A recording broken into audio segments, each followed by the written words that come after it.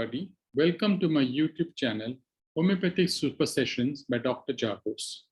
Today, we'll be doing the part 3 or the third part of drug proving. It has to be borne in mind that while ascertaining the medicinal powers of strong heroic substances. So, strong heroic substances, when you are proving, you have to have certain points in mind.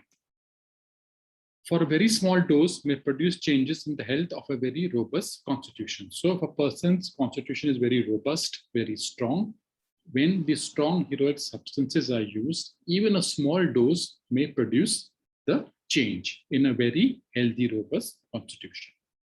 But for those of a milder power, must be given in considerable quantities to observe the action in the very weak person. So in the person who is very weak, but who is healthy, and you are giving the strong heroic substances, a milder power has to be given. So therefore, it depends, or rather, we have to see the build of the individual and accordingly give the strong heroic substances. It must be always remembered that the person should be free from disease and be delicate, irritable, and sensitive. So again, Dr. Hahnemann says that you must always remember that the person should be free from disease, that he should be healthy, it should be delicate, irritable, and sensitive. In these experiments, no other medicine should be employed except such as are perfectly well known and whose purity, genuineness, and energy we are thoroughly assured. So therefore, when we are doing the experiments of the medicine, you must take only those medicines which you know they are pure, they are obtained from a genuine source, and the energy are there, and the energy of the drug, therefore the energy of the drug will be thoroughly assured. Each of these medicines must be taken in a perfectly simple, unadulterated form. So you must prove these medicines in a perfectly simple, single manner in the unadulterated form. So the medicines should be pure. So purity and genuineness is most important. The indigenous plants in the form of freshly expressed juice mixed with a little alcohol to prevent its spoil. So those plants which are indigenous meaning which grows in a particular area, particular locality, or particular place. So their juice is expressed and it is mixed with a little alcohol to prevent its spoiling. So therefore, you have to do this method in order to prevent the spoiling. Exotic vegetable substances, however, in the form of powder or tincture prepared with alcohol, when they are in the fresh state and afterwards mingled with a certain proportion of water.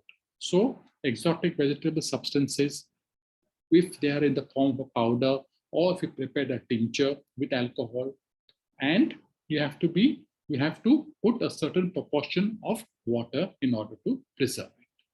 Salts and gums, however, should be dissolved in water just before taking.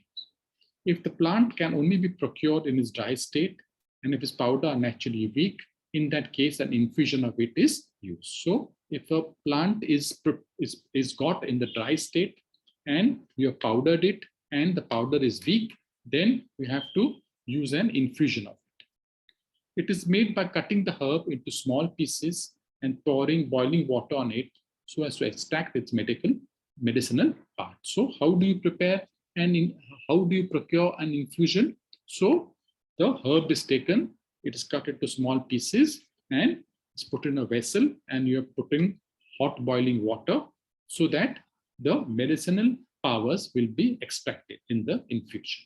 Immediately after preparation, it must be swallowed when still warm. So the prover has to immediately swallow it when it is still warm.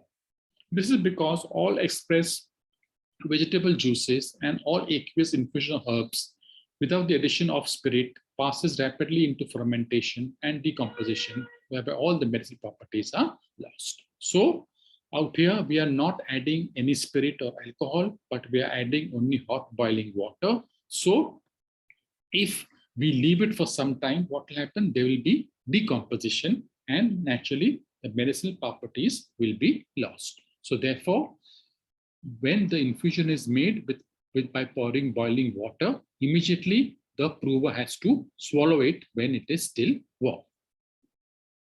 For these experiments, every medicinal substance must be employed quite alone and must be perfectly pure without the admixture of any foreign substance. Again, here again Hahnemann reminds us that whatever medicinal substances you are using, it has to be pure, it has to be genuine, without the admixture of any foreign substance. It should remember that nothing must be taken of a medicinal nature the same day, nor on the subsequent days, and even during all time, we wish to observe the effects of the medicine. So when a prover is proving a drug, he must not take any substance which is of a medicinal nature during the whole course of the proving. Therefore, he says on the same day, nor on subsequent days, and even all time, we wish to observe the effects of the medicine. So as long as you want to know or observe the effect of the medicine on a healthy prover, the prover should not take any medicinal substances. Otherwise, it will give a wrong result. During all the time the experiments last, the diet must be strictly regulated. Here also Dr. Hahnemann tells us an important point, not only about the medicinal substances, but also about the diet of the prover. The diet should be as far as possible without any spices. It should be purely nutritious and simple character, consisting of green vegetables, fruits, and all salads, and herb soup should be avoided. So simple food has to be taken, consisting of green vegetables, fruits, and herb soup should be avoided. The drinks to be taken are as little stimulating as possible. So whatever drinks you are taking, it should be as little stimulating as possible, or in short, no stimulating drinks should be taken when you are proving the drug.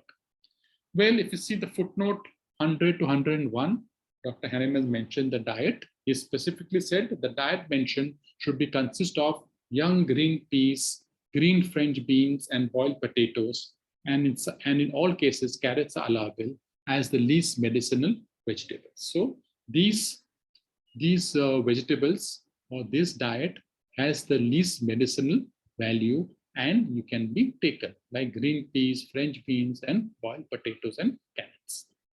The subject of the experiment must either be not in the habit of taking pure wine, brandy, coffee, or tea, or he must not have totally abstained from considerable time previously from the use of these injurious beverages, some of which are stimulating, others medicine. So whatever beverages the prover is taking, he must stop it much before the proving. So it could be, the prover could be taking wine or brandy or coffee or tea. So he must stop it for a considerable time previously, or he may be also taking some other injurious beverages or those beverages having medicinal effect, which are stimulating. So all this should be avoided. Well, in FS number 126, the qualities of a prover are mentioned. The prover must be trustworthy and conscientious during the whole time of the experiment. So number one, the prover should be totally trustworthy. Only if you're trustworthy, you'll be able to write down the correct symptoms. And he should be conscientious during the whole time of the experiment. That means what? He should be attentive to the smallest changes which are taking place in his body. He should avoid all overexertion of mind and body, including all sorts of dissipations and disturbing passions. So basically, he should be calm, quiet, and composed, and overexertion of mind and body should be avoided. He should have no urgent business to distract his attention. This is also a very important point, that if you have some urgent business, then what will happen? You may not perceive the correct symptoms. You will be in a hurry to write down whatever symptoms come because you have to attend to some urgent business. That is why Dr. Hahnemann has said that you should have no urgent business to distract his attention. So he must be calm, composed, and free from all other disturbing passions as well as other disturbing businesses or any urgent business. He must devote himself to careful self-observation and not be disturbed while so engaged. So what must the prover do? He has to focus his mind to observe himself to the slightest derangement, whatever symptoms he is getting, and he should note it down. His body must be in a good state of health. Naturally, he has to be in a good state of health, and he must possess a sufficient amount of intelligence to be able to express and describe the sensations in accurate terms. So Dr. Hanneman says that you should not be a scholar, but you must have a certain amount of intelligence so that you can write down the sensations or write down the symptoms in accurate terms. The medicines must be tested on both males and females in order to reveal the alteration of the health they produce in the sexual sphere. So the medicine should be proved on both the sexes, the males and females, because we have to know what alterations they are producing in the sexual sphere. The medicines taken in the crude state by the prover will not exhibit its full hidden powers. So if you take a crude state, naturally, when the medicine, when given in the crude state for drug proving, will not exhibit its full hidden powers. Whereas the medicines, when given in high dilutions, potentized either by proper triturations and succussion, will exhibit its hidden powers to a great extent. So when the medicines are only dynamized by a peculiar process of either trituration or succussion, then only the hidden powers will be exhibited to a great extent, as compared to a crude drug when you give, and it will not exhibit its full hidden powers. In the same manner, we can investigate the medicine powers even of such substances that are deemed weak. So in a similar manner, also that we can dynamize it with higher dilutions either by trituration or succussion, even of substances which are deemed weak. For this, we have to adopt a plan to give the experiment. That is on an empty stomach, we give 6 very small globules in the 13th potency, which is dissolved in a small quantity of water, and it is mixed thoroughly, and it is continued for several days. So those substances which are deemed weak, we can dynamize them by succussion and trituration and give it to the prover, 6 very small globules in the 30th potency, dissolved in a little bit of water, mixed thoroughly, continued for several days.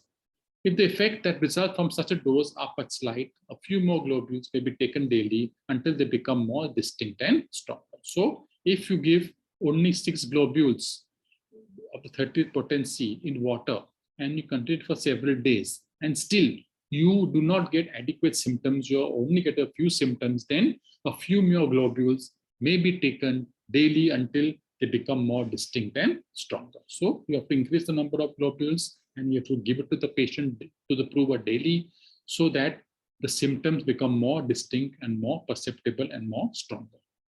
The reaction will depend upon the individual, as different individuals react in a different manner. So as you all know, no two individuals are alike. Each individual will have its own different reactive power. So when we prove a drug, different individuals will exhibit different sets of symptoms.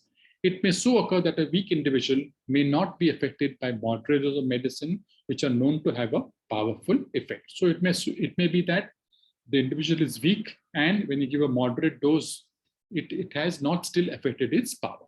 On the other hand, he may be affected strongly by medicine of a weaker kind. So, but if a medicine of a weaker kind is there and you give it to him, then probably he may be strongly affected. So basically, that depends upon the state of susceptibility of the individual, episode number 32-33, which is given in the Organon text. So different individuals will have different susceptibilities. Depending upon their susceptibility, the reaction of the medicine will take place.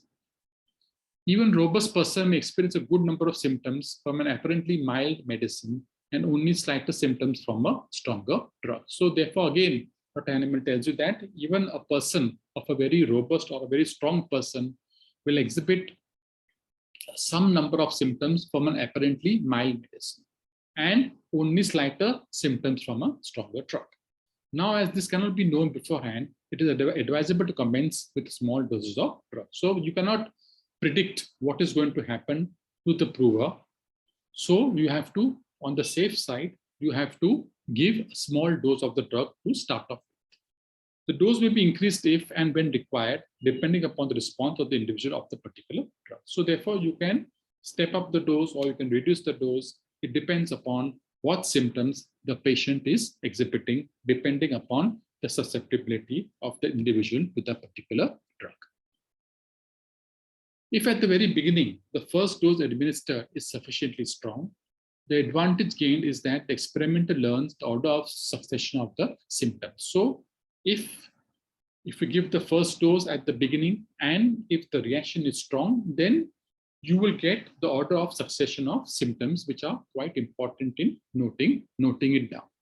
He can note down accurately the period at which each symptom occurred, which becomes useful to know the genus of the medicine. So if you know the exact chronological order of the symptoms, how they are appearing, then you will come to know the genus of the medicine.